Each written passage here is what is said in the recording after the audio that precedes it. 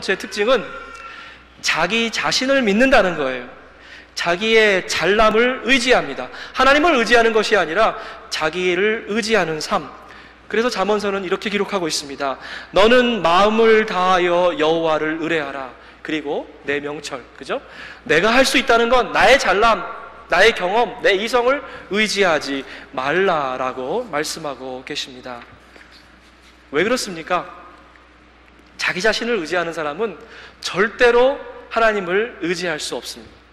자기 자신에게서 소망과 자기 자신이 믿음의 근거가 되는 사람은 절대로 하나님께 의지할 수 없기 때문에 그렇습니다. 나와 하나님을 동시에 의지할 수 없습니다. 여러분, 계속해서 나 자신을 붙잡으시겠습니까? 아니면 전능하신 하나님만 믿고 의지하며 그분을 따라가시겠습니까? 하나님을 의지하지 않는 사람들의 두 번째 특징이 있습니다.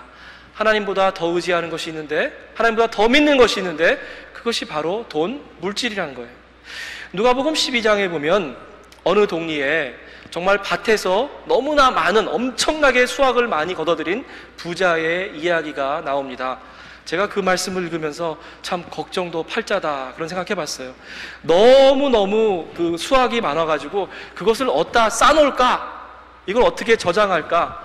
그렇죠? 그것을 고민하는 한 부자가 있었어요. 너무너무 돈이 많이 벌려서요, 그것을 어떻게 관리할까 고민하고 있는 거죠. 곡간을 더 헐고 이제 더 큰 곡간을 지어야지, 거기다가 내 모든 물질과 곡식을 다 쌓아두어야지 라고 생각하는 그 부자에게 하나님께서 이제 말씀하신다. 어리석은 사람아, 오늘 밤에 내가 너의 영혼을 가져갈 것이다. 그러면 네가 준비한 것을 누가 가져갈 것이냐? 이런 사람은 자기 자신을 위해서만 재물을 쌓았지, 자기 자신에게만 부여했지, 자기 가족에게만 부여했지, 하나님에 대해서는 부여한 사람이 아니다 라고 말씀합니다. 하나님을 의지하지 못하는 사람은 자기 자신을 의지하는 사람이죠. 돈을 의지하는 사람입니다. 마지막으로 세 번째, 하나님을 의지하지 못하는 사람들의 특징이 있는데, 그 사람들은 정말 아주 두드러진 특징이 있어요. 사람을 의지하더라고요. 하나님을 의지 못하는 사람들은 자꾸만 주변에 있는 사람들을 의지합니다. 그래서 자기 주변에 사람이 북적북적대면 평안하고 안정한 것 같아요. 가짜 안정감, 가짜 평안함이죠.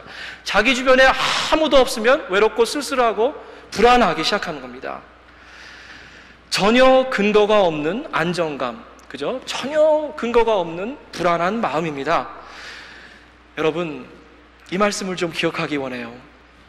때로는 우리가 하나님 앞에서 철저하게, 완전하게 고독해질 필요가 있습니다. 하나님 앞에서 나 자신 혼자만 홀로 설 수 있는 그러한 훈련이 필요하다는 거예요.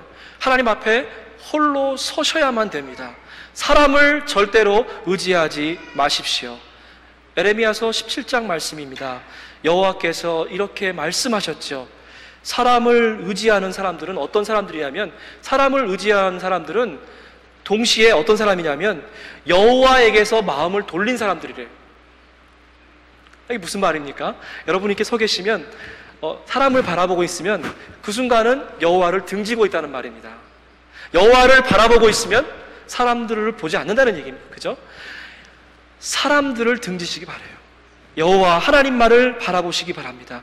여호와에게 마음을 돌린 사람들은 하나님 엄청난 말씀하고 계셔요. 저주를 받을 것이다. 그러나 여호와 하나님만 믿고 여호와만을 의지하는 사람들은 복을 받게 될 것이다. 여러분, 자기 자신을 의지하지 마십시오. 물질을 의지하지 마십시다. 주변에 있는 사람을 의지하지 마십시다. 하나님을 의지하지 않는 사람들은 이런 삶을 살게 된대요. 어떠한 비유적으로 말씀합니다. 에레미야서에 기록된 말씀인데, 사막 한가운데에 있는 키가 아주 작은 나무 같대요. 그래서 하나님께서 축복을 부어주시고 좋은 일들을 부어주시지만, 앞으로 놀라운 일들이 이루어질 것을 보여주시지만, 키가 작기 때문에 그것들을 바라보지 못한다는 겁니다. 높이 멀리 있는 것들을 바라보지 못한다는 말이다. 이런 사람들은 사람들을 의지하고 그래서 주변이 북적북적하지만 결국은 오히려 아무도 살지 않는 땅, 소금과도 같은 땅, 황무지에 살게 된다는 것입니다. 사랑하는 여러분, 하나님 한 분만을 의지하십시오. 하나님의 신실한 약속을 오늘 좀 듣기 원합니다. 하나님과 함께하는 사람들은 어떤 사람이냐면요, 물가에 심은 나무 같대요. 그래서 그 뿌리가 아주 든든하게 깊이 박혀있는 사람들입니다. 하나님을 의지하는 사람들의 특징이 있는데 날이 뜨거워져요. 그리고 비가 내리지 않아서 땅거죽이 버쩍버쩍 말라가도 그 뿌리가 깊은 곳에 내려있기 때문에 이들은 걱정하지 아니하고 두려워하지 않습니다. 그 잎사귀가 늘 푸릅니다. 비가 오지 않아도 걱정하지 아니하고 언제나 주렁주렁 성령의 열매를 맺을 수 있다는 것입니다. 그것이 왜 그럽니까?